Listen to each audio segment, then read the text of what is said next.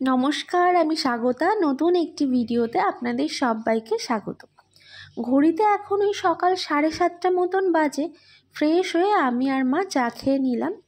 অনেক দিন পর সে আগের মতন চায়ের স্বাদ পেলাম। শ্বশুর বাড়িতে সবাই তো লিকার চাই খায়, তাই একার জন্য আর আলাদা করে চা বানাতে ইচ্ছা করে না। যাই হোক, এবার প্রায় সপ্তাহখানেক হয়েছে মায়ের কাছে এসে থাকলাম। এবার ও বাড়িতে চলে যাব। এ বাড়ি থেকে ও বাড়ির যাতায়াত সময় খুব জোর হলে 10 মিনিট, তবুও ফেরার সময় মনটা ভীষণ খারাপ হয়ে যায়। 3-4 দিন আগে মা বলছিল অনেক দিন ধরেই মায়ের বাসন্তী পোলাও আর কাশ্মীরি আলুর দম খেতে ইচ্ছা করছে। তো 2 দিন আগে গিয়ে সমস্ত ইনগ্রেডিয়েন্ট কিনে এনেছি। আজ তাই সেটারই প্রিপারেশন চলছে।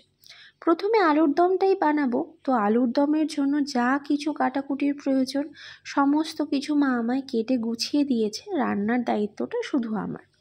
বিগত 7-8 মাস আগে হঠাৎই একদিন সকালে উঠে মা বলছে আজ থেকে মাছ, মাংস, ডিম কিচ্ছু খাবো না। সেই থেকেই মায়ের নিরামিষ খাওয়া শুরু। পেঁয়াজ, আদা, রসুনটা অবশ্য এখনও ছাড়েননি, কোনো একদিন হয়তো দেখবো সেটাও ছেড়ে দিয়েছে।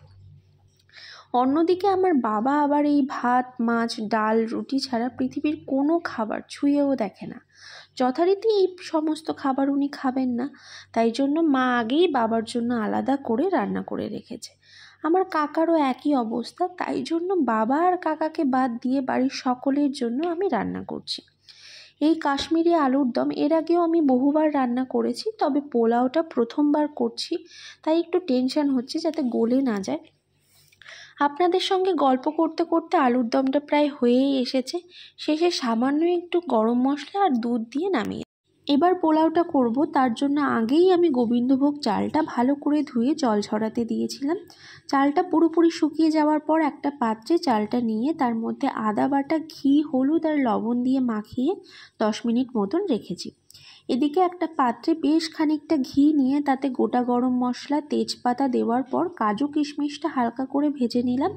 তারপর চালটা দিয়ে 5 থেকে 6 মিনিট মতন ভালো মতন ভাজবো, যতক্ষণ না চালের কালারটা চেঞ্জ হয়। আমি এখানে 750 গ্রাম চাল নিয়েছি, আর এই পরিমাণ চালের জন্য আমি 6 কাপ মতন জল দিয়েছি।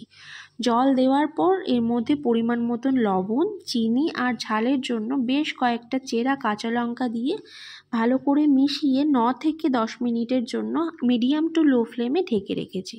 তাহলেই রেডি হয়ে যাবে পোলাও আর কাশ্মীরি আলুর দম। দেখতে খানিকটা এরকম হয়েছিল, আর নিজে রান্না করেছি বলে বলছি না, সত্যিই খেতে অসাধারণ হয়েছিল। আপনারাও চাইলে বাড়িতে একবার ট্রাই করতে পারেন। তো আজকের মতো এখানেই শেষ করছি। ভালো থাকবেন, দেখা হচ্ছে খুব তাড়াতাড়ি।